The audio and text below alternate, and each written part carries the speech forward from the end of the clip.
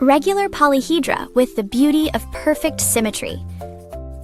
In mathematics, when we say something is beautiful, it usually means it is steady rather than free. It is not because there are many conditions, but because the conditions are clear, so the structure does not easily fall apart. The same is true for symmetry. The closer we get to perfection, the fewer solid figures we can make. A sphere is the reference point of perfect symmetry. No matter which direction we look from, it is the same. No matter how we cut it, the cross-section is always a circle. That is why a sphere is almost like a trick. Since it has no edges, symmetry follows naturally. However, we see edges more often than spheres.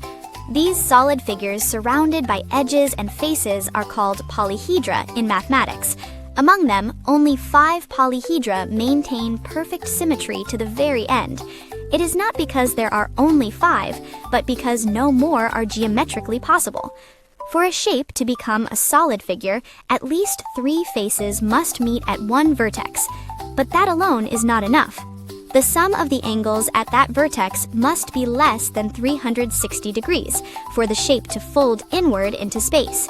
When it reaches 360 degrees, the faces can no longer push against one another, and they spread out into a plane.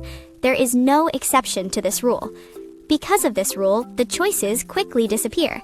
One interior angle of an equilateral triangle is 60 degrees. At one vertex, 3, 4, or even 5 faces can meet. But when 6 faces meet, the angles add up to 360 degrees.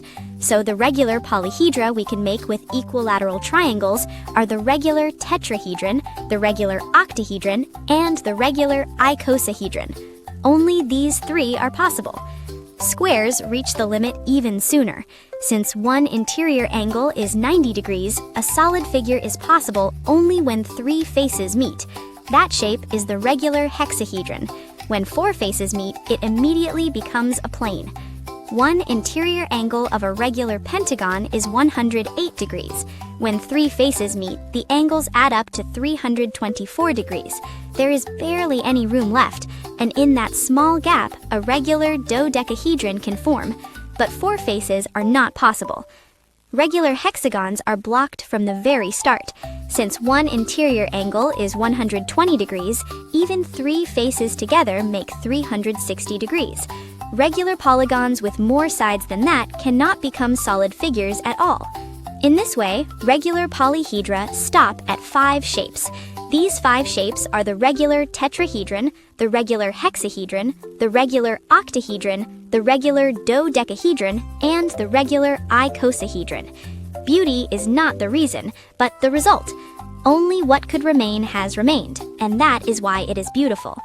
When we place these 5 solid figures inside a single sphere, the reason becomes much clearer. All the vertices lie on the surface of the sphere, and no matter which direction we look from, the balance of the shape hardly changes. This is where the idea of perfect symmetry comes from. We can see this same order in nature and in technology. Tetrapods that block ocean waves have a frame that reminds us of a regular tetrahedron. No matter where the force comes from, they do not easily tip over. The regular hexahedron is still the most efficient shape for storing and stacking. The regular octahedron is used when cutting gems because its structure reflects light evenly. The regular icosahedron appears in a much smaller world. The outer shells of some viruses have a shape close to this symmetry. Where stability and efficiency come together, this structure is chosen again. If regular polyhedra are shapes made from only one kind of regular polygon, there is another group that comes next. These solid figures use different regular polygons, but still keep the same types of faces and the same order at each vertex all the way through. These shapes are different from regular polyhedra. They are called Archimedean solids, named after the ancient Greek mathematician Archimedes. If regular polyhedra show us the limit of perfect symmetry, Archimedean solids begin at the edge of that limit.